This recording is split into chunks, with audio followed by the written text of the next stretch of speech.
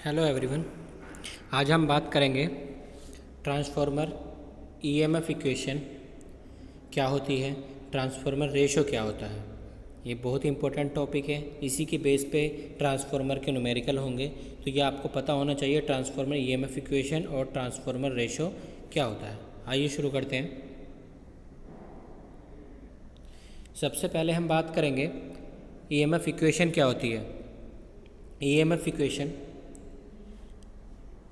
अगर हम बात करें फ्लक्स की किसी भी इंस्टेंट पे जो इक्वेशन होती है, फाई से डिनोट करेंगे हम फ्लक्स को, तो वो क्या होती है phi M sine omega T. Clear है। तो ये क्या होगी इंस्टेंट इक्वेशन। अब होगा क्या, जब ईएमएफ इंड्यूस होगा कॉइल के अंदर जो नंबर ऑफ टर्न्स हैं उसकी वजह से क्या होगा, ईएमएफ इंड्यूस होगा, जिसकी वजह से तो उस टाइम पे फ्लक्स फैराडे लॉ के अकॉर्डिंग क्या होगा, E इक्वल टू माइनस का D by D T. That means ये चेंज होगा किस किस के बीच में, फाई इंटू एन के बीच में, नंबर ऑफ टर्न्स और जो फ्लक्स के अंदर क्या है चेंजेस होगा उसको हम डिनोट करेंगे E इक्वल टू माइनस का D by D T. That means जो चेंज हो रहा है D by D T show होगा चेंजेस के लिए, किस किस के में चेंज हो रहा है, फाई में फ्लक्स चेंज हो रहा है और नंबर ऑफ टर्न्स के अकॉर्डिंग। क्लियर है। तो ये इक्वेशन हमारी क्या आ गई, E इक्वल टू माइनस का N D by D T phi into N. Clear है। अब हम इसमें क्या कर सकते हैं, हम क्या करेंगे, ये इक्वेशन है हमारी E equal to minus D by D. अब हम इसमें क्या करेंगे, माइनस का n जो ये नंबर ऑफ टर्न्स है इसको हम क्या करेंगे बाहर लेके आएंगे। तो हमारी इक्वेशन क्या होगा, E इक्वल टू माइनस का n D by D T into flux. अब हमारा क्या होगा, फ्लक्स के ऊपर डिपेंड करेगी।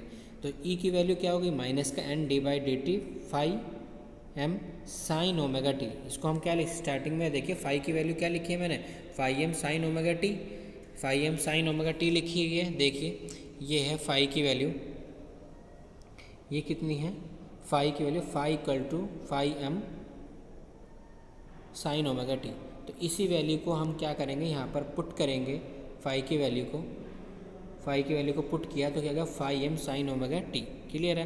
तो यहाँ पे हमारी इक्वेशन मिल गई n equal to phi M. ठीक है।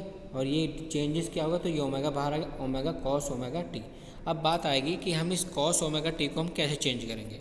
तो कैसे चेंज करेंगे, इसके लिए अगर कुछ भी साइन जो कॉस ओमेगा टी होगा वो आपका क्या होगा, sine omega T minus pi by two. तो पाई बाई टू में क्या होता है, ये कॉस साइन में चेंज हो जाएगा। क्लियर है। तो इसी इक्वेशन को हम आगे बढ़ाएं तो क्या हुआ, माइनस एन की वैल्यू क्या होगा, phi omega cos omega T. इसी के अकॉर्डिंग क्या होगा, sine omega T minus pi by two. तो ये सब हमारा क्या होगा, ई, ये ई की वैल्यू हो गई। ठीक है। तो ई आर एम एस, ये मैंने आपको पहले ही बताया था कि ई आर एम एस की वैल्यू क्या होती है, ई बाई रूट टू होती है। क्लियर है। अब हम क्या करेंगे, जो ई की वैल्यू यहाँ पर आई है इसको हम क्या करेंगे, जो ई की वैल्यू ये वाली है इसको हम क्या करेंगे यहाँ पर पुट करेंगे। ठीक है। तो हमारी लास्ट में इक्वेशन क्या आ गई, N phi M two pi F. Omega की वैल्यू क्या हो गई, टू पाई एफ। ठीक है। देखिए दोबारा, ई आर एम एस की वैल्यू होती है ई अपॉन रूट टू। ठीक है। तो ई की वैल्यू क्या है, एन फाई एम, यहाँ से देखिए ई की वैल्यू क्या है, एन फाई एम ओमेगा। तो ओमेगा की वैल्यू क्या, टू पाई एफ। क्लियर है। तो ये हमारा क्या हो गया, इक्वेशन हो गई N phi M into two pi f. Clear है यहाँ तक सभी को। इसके बाद में मैंने यहाँ पर पुट करी एन फाई एम होगा अपन रूट टू, और ये इक्वेशन मिल गई हमें। ठीक है। और ये किसके बराबर होती है, E equal to 14.45 F N. Clear है। तो ये ध्यान रखना, जो ई एम एफ इक्वेशन होती है ट्रांसफार्मर की वो क्या होती है, 4.45। क्लियर है, phi M into F into N. Clear है। यहाँ पर एफ क्या हो गई, फ्रीक्वेंसी, फाई क्या हो गया, फ्लक्स। ठीक है। और एन क्या है, नंबर ऑफ टर्न्स। क्लियर है। और ये क्या होगा, ई एम एफ इक्वेशन। तो ई एम एफ इक्वेशन क्या होगी, 4.45 एफ एन। क्लियर है। फाई की वैल्यू, फाई एम क्या है यहाँ पर, फ्लक्स। ठीक है। और एफ की वैल्यू है फ्रीक्वेंसी, एन एन है मतलब नंबर ऑफ टर्न्स। क्लियर है। तो ये थी आपकी क्या, E M F equation of transformer, E equal to 4.45 F N. ये बहुत इंपॉर्टेंट है एग्ज़ाम के और न्यूमेरिकल के प्रोस्पेक्टिव से। क्लियर है। अब बात करते हैं हम इसी में ट्रांसफार्मर रेशो की। तो ट्रांसफार्मर रेशो क्या होता है, ये रेशो होता है बिटवीन जो ईएमएफ है उन दो के बीच में। E1/E2 इज इक्वल टू 4, ये क्या है प्राइमरी के लिए, E2 क्या है सेकेंडरी के लिए। तो ये क्या होगा N1 और ये क्या होगा N2, number of turns in secondary, number of turns in primary. तो यहाँ से ये कैंसिल हो गया, सब क्लियर है, ये भी कैंसिल हो गया। तो क्या निकल के आ गया E1/E2 is equal to N1/N2।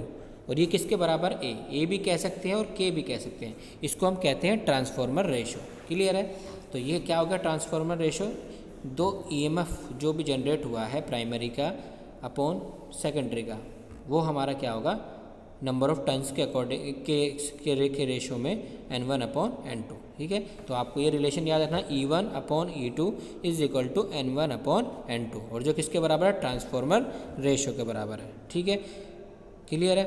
अब होता क्या है, इसको कई बार हम ट्रांसफॉर्मर रेशो की जगह टर्न्स रेशो भी कहते हैं, ध्यान रखना।